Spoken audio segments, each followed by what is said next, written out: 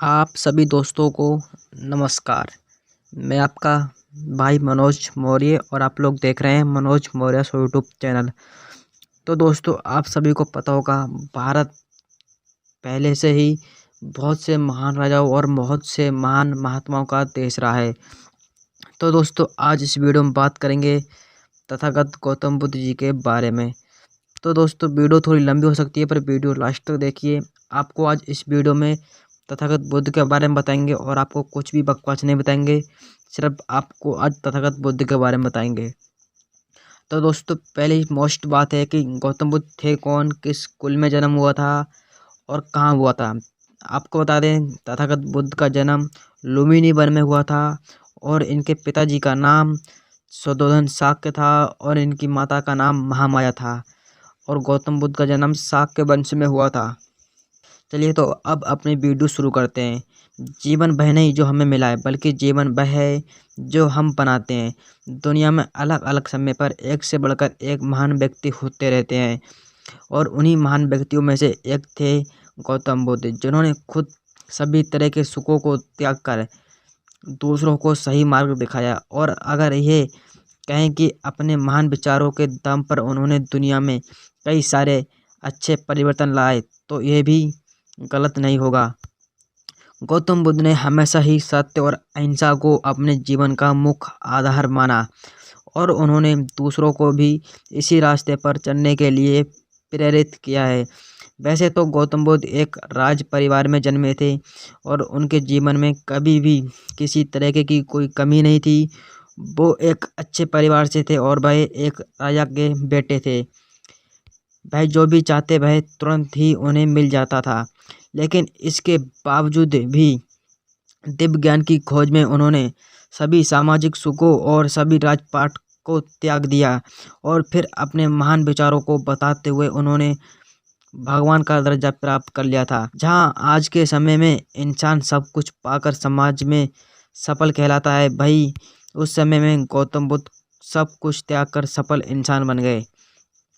यह कहानी थी 4वीं और 5वीं शताब्दी की, जब लुम्बिनी नेपाल में गौतम बुद्ध का जन्म हुआ था। उनके बचपन का नाम सिद्धार्थ गौतम था।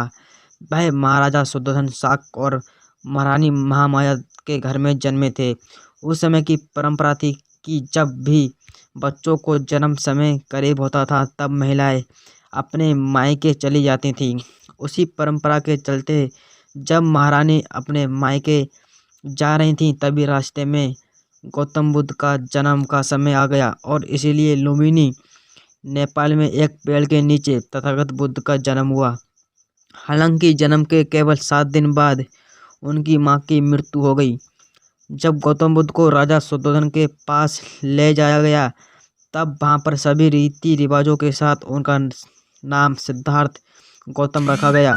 उनके नामकरण के दौरान कई नामी साधु संत आए थे, जिनमें से ज़्यादातर लोगों ने सिद्धार्थ के बारे में भविष्यवाणी की कि वह एक महान राजा बनेंगे या फिर एक महान साधु बनेंगे। माँ की मृत्यु के बाद से सिद्धार्थ का पालन पोषण उनकी मौसी माँ प्रजापति ने किया था। सिद्धार्थ के पिता उन्हें आगे चलकर एक महान राजा बनाना चाहते थे, इसलिए उन्होंने सिद्धार्थ को धार्मिक ज्ञान से बचपन से ही दूर रखा था। लेकिन सिद्धार्थ का व्यक्तित्व शुरू से ही दयालु था और वह किसी को भी दुख पहुंचाना नहीं चाहते थे। यहाँ तक कि जब कोई खेल खेलते थे तो खेल खेलते समय भी खुद जानबूझकर हार जाते थे। वह कहानी तो सभी लोगों ने सुनी होगी, जब उनके चचेरे भाई देवदत्त ने एक हंस को अपने बाण से घायल कर दिया था, तब उस हंस की रक्षा भी सिद्धार्थ ने ही की थी। यही सारी बातें थीं जो सिद्धार्थ को सभी से अलग बनाती थीं। जब सिद्धार्थ 16 वर्ष के थे, तब उनका विवाह राजकुमारी यशोधरा के साथ कर दिया गया। उसी समय के बाद से ही वह लगातार कई सारे धार्मिक सवालों के जवाब ढूंढने लगे थे। वह युवावस्था में महल से बाहर निकलकर जनता के बीच गए। तब अपनी इस यात्रा में उन्होंने 4 दृश्य देखे थे। एक बीमार व्यक्ति, नंबर 2 बुढ़ापा और नंबर 3 एक उन्होंने लाश देखी थी और एक उन्होंने सन्यासी देखा था।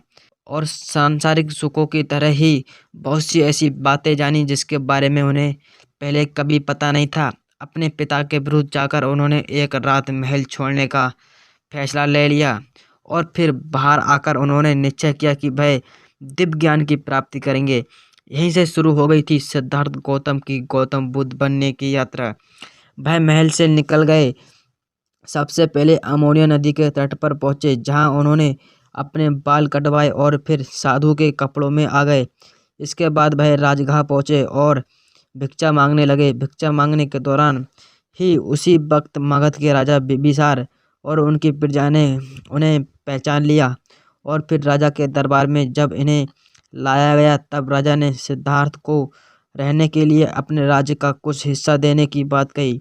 लेकिन सिद्धार्थ गौतम इन सभी सामाजिक लालच में बिल्कुल भी नहीं आने वाले थे, क्योंकि वह खुद एक राजा के बेटे थे। इसलिए उन्होंने राजा बिंबिसार से सहायता न लेने की बात कह दी।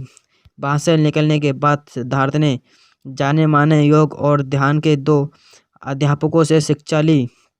काफ़ी सालों तक कठोर तपस्या करने के बाद उन्हें सही तरीके से ध्यान लगाना शुरू किया और उन्होंने अपने इतने सारे गुरु बनाए, पर उनमें से किसी से भी उन्हें अपनी ज्ञान की प्राप्ति नहीं हुई जो उन्हें जानना था। फिर सिद्धार्थ गया पहुंचकर एक पीपल के पेड़ के नीचे बैठकर लगातार 49 दिनों तक जब उन्होंने ध्यान लगाया तब इन्हें दिव्य ज्ञान की प्राप्ति हुई।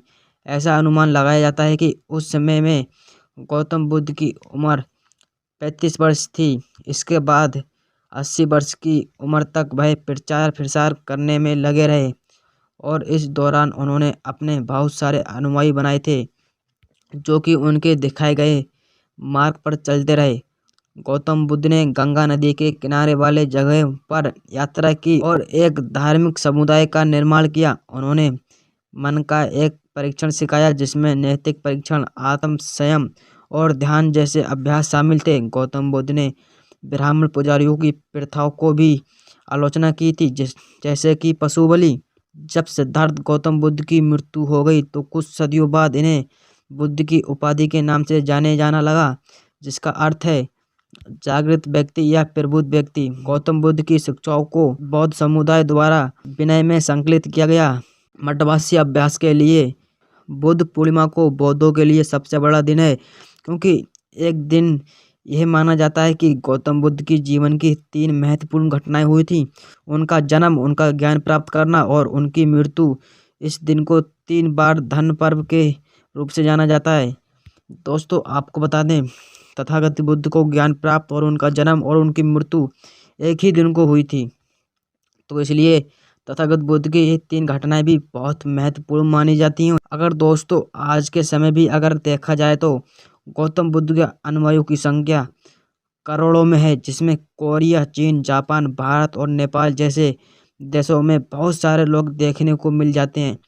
अभी भी गौतम बुद्ध द्वारा दी गई शिक्षाओं को लोग अपनाते हैं।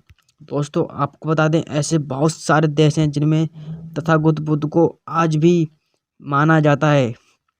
तो दोस्तों, अगर आपको ये वीडियो अच्छी लगी हो, अगर हमारी स्टोरी अच्छी लगी हो, तो हमारे इस चैनल को सब्सक्राइब जरूर करें। तो दोस्तों, मैंने आपको थोड़ा शॉर्ट में समझाने की कोशिश की, तो इसलिए अगर आपको ये जानकारी थोड़ी भी अच्छी लगी हो ना दोस्तों, तो इसको शेयर जरूर करें और हमारे चैनल को भी सब्सक्राइब कर लें। तो मिलते हैं आपसे फिर ऐसी किसी हिस्ट्री वीडियो के साथ। तब तक के लिए आप सभी भाइयों को नमस्कार।